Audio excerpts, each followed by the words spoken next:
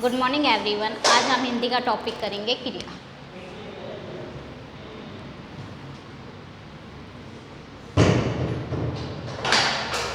क्रिया क्या होता है?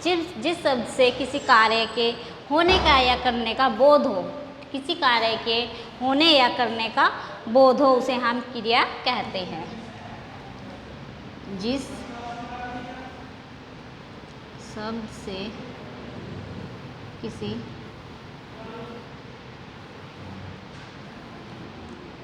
कार्य के करने या करने का बोध हो।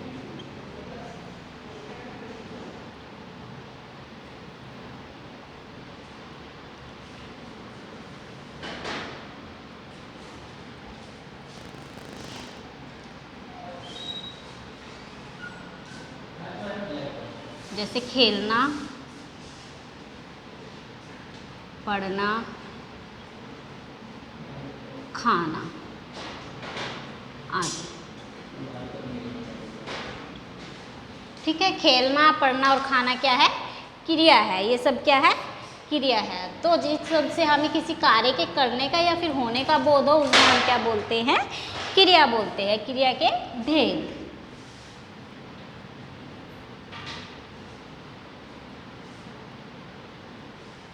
क्रिया के दो भेद है। पहला अकर्मक क्रिया और दूसरा सकर्मक क्रिया। पहले हम पढ़ते हैं अकर्मक क्रिया। ठीक है, अकर्मक क्रिया क्या होता है? जिस क्रिया का फल कर्म पर ना पड़कर किस पे पड़ता है? कर्ता पर। ठीक है, जिसका इफेक्ट कर्म पर ना पड़ के कर्ता पर पड़े, उसे हम क्या कहते हैं? अकर्मक क्रिया कहते हैं।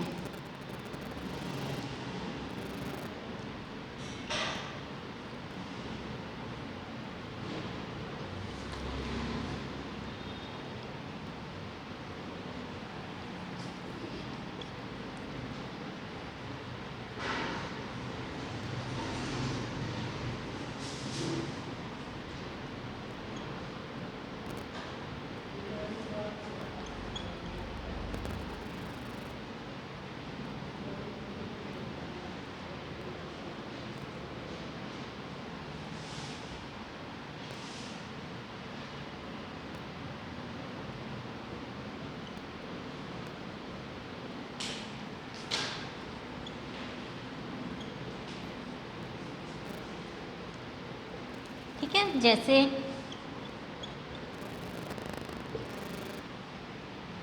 जैसे क्या है? सीता सोती है। सोना क्या है आपका? क्रिया। ठीक है, और सीता क्या है? कर्ता। जो काम कर रहा है उसको हम क्या कहते हैं? कर्ता। ठीक है, तो क्रिया का सीधा इफेक्ट किस पे जा रहा है? कर्ता पे, सीता पे। सोने का इफेक्ट किस पे जा रहा है? सीता पे। तो क्या है? क्रिया का इफेक्ट, जिसका इफेक्ट कर्ता पे पड़े, उसे हम क्या कहते हैं? अकर्मक क्रिया कहते हैं। ठीक है, जैसे कि पक्षी उड़ता है। ठीक है, उड़ना क्या है? आपकी क्रिया है। पक्षी क्या है आपका? करता है। ठीक है, इसको हम क्या कहते हैं? अकर्मक क्रिया कहते हैं। जैसे कि तुम खेलते हो।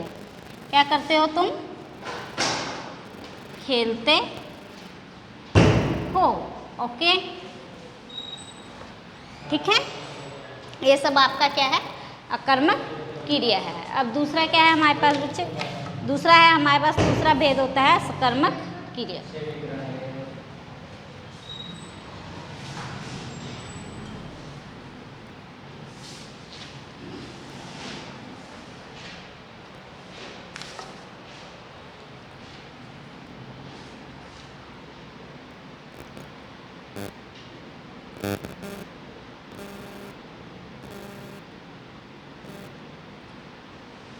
कर्मक क्रिया कौन सी होती है? वह क्रिया जिसका कर्म हो। क्या हो? जिसका कर्म हो। जिसका कर्म होता है या फिर जिसके कर्म होने की संभावना होती है, उसे हम क्या कहते हैं? कर्मक क्रिया कहते हैं।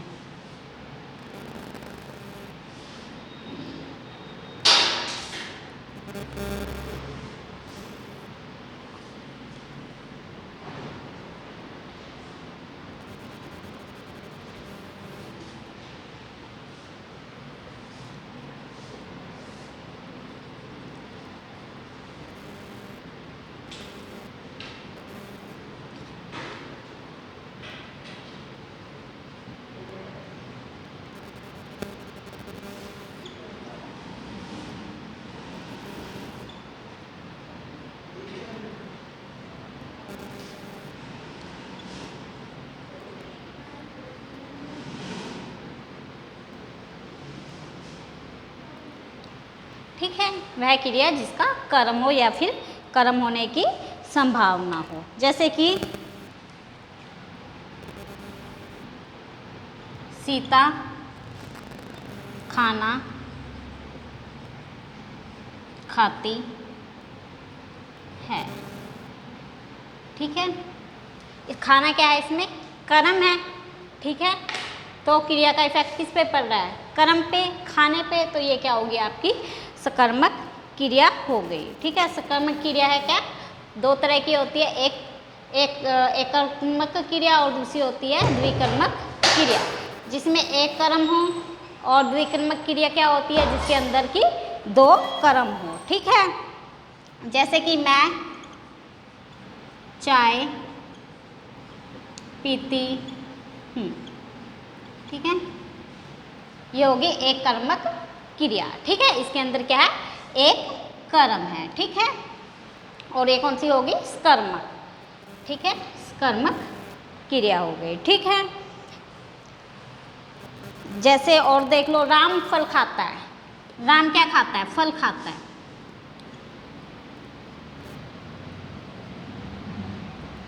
ठीक है, राम फल खाता है। ठीक है, अब द्विकर्मक क्रिया कौन सी होती है, जिसके अंदर की दो कर्म होते हैं, जिसके अंदर की दो कर्म होते हैं, जैसे अध्यापक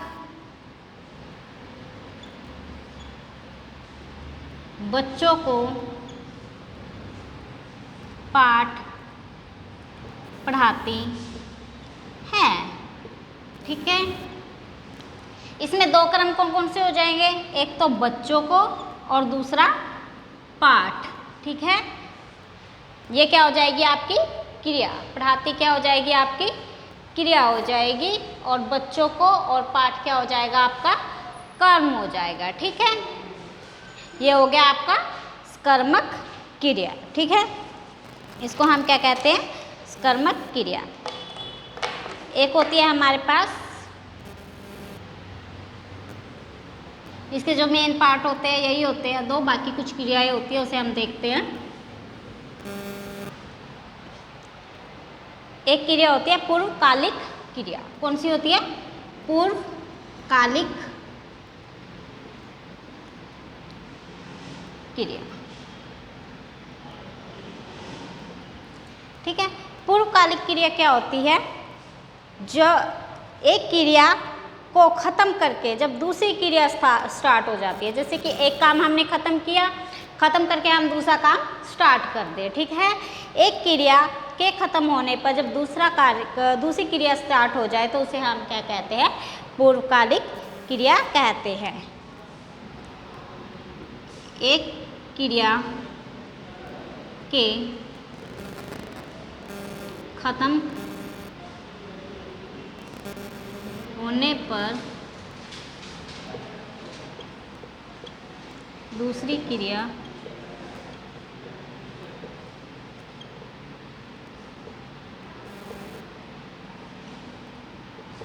उसे क्या कहते हैं, पूर्वकालिक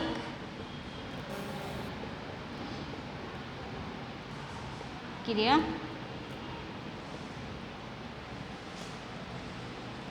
कहते। ठीक है, उसको हम क्या कहते हैं, पूर्वकालिक क्रिया कहते हैं। जैसे कि देखो, जैसे क्या हुआ, वह खाना खा के स्कूल गया। वह खाना खा कर स्कूल गया। ठीक है, उसने क्या किया, खाना खा लिया। क्या किया उसने, खाना खा लिया। फिर वो कहाँ जा रहा है, स्कूल जा रहा है। ठीक है, वह खाना खाकर स्कूल गया। ठीक है, इसे हम क्या कहेंगे, पूर्वकालिक क्रिया कहेंगे। ठीक है, जैसे एक और देख लो, पंडित नहा धोकर पूजा करने लगा।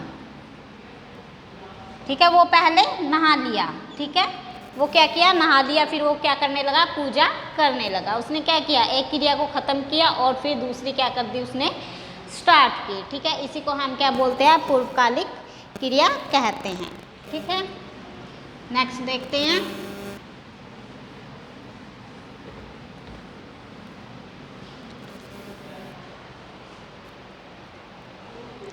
एक होते हैं हमारे पास संयुक्त क्रिया।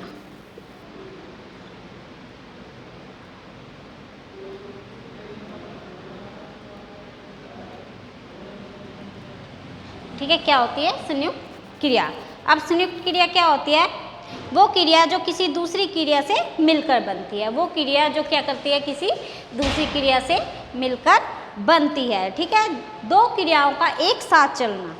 ठीक है, दो क्रियाओं का क्या है, एक साथ चलना क्या कहलाता है, हमारा संयुक्त क्रिया कहलाता है। ठीक है,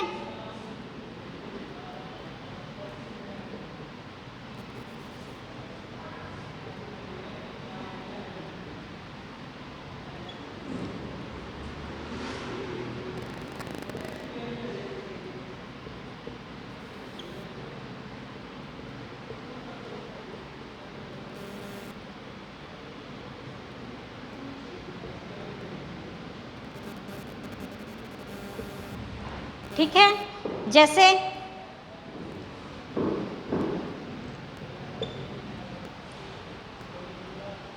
वह जाने लगा। क्या करने लगा, वह जाने लगा।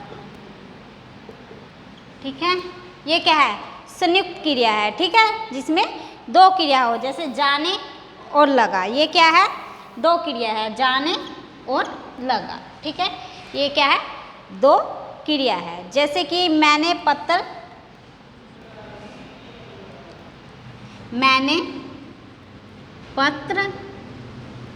लिख दिया है।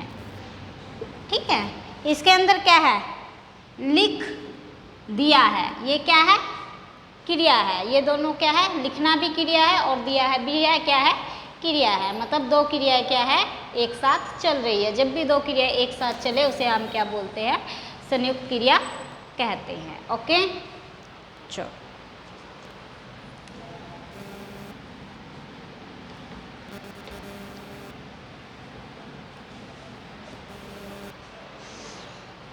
एक है हमारे पास प्रेरणार्थक।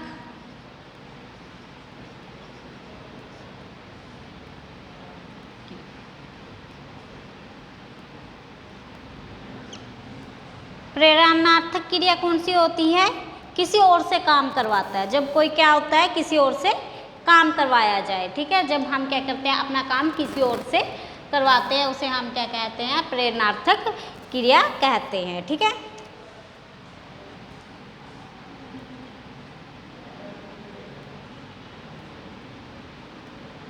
किसी दूसरे से। ठीक है,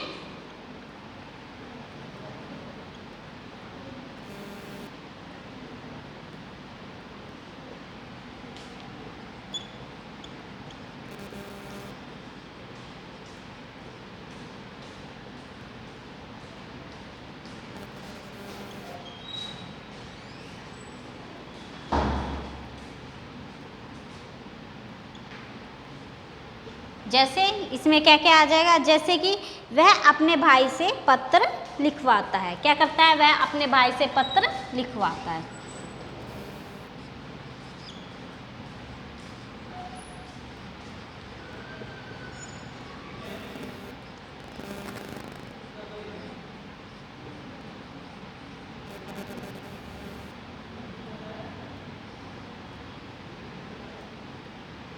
ठीक है। वह क्या करता है, अपने भाई से पत्र लिखवाता है। वह पत्र खुद नहीं लिख रहा है, ठीक है, वो क्या कर रहा है, अपने भाई से लिखवा रहा है, ठीक है। किसी और से जब हम कार्य करवाते हैं तो उसको हम क्या बोलते हैं, प्रेरणार्थक क्रिया बोलते हैं, ठीक है। वह अपनी बेटी से खाना बनवाती है। वह क्या करती है, वह अपनी बेटी से खाना बनवाती है, ठीक है। वो क्या कर रही है, अपनी बेटी से खाना बनवा रही है, खुद ना बनाकर, ठीक है। तो ये क्या है, प्रेरणार्थक क्रिया है। जैसे कि वह नाई से बाल कटवाता है, ठीक है, वह नाई से बाल कटवाता है, तो ये भी क्या हो जाएगा, हमारा प्रेरणार्थक क्रिया हो जाएगी, ठीक है। हमारा क्रिया का चैप्टर जो आज खत्म हो गया, कल हम न्यू टॉपिक स्टार्ट करेंगे। Thank you.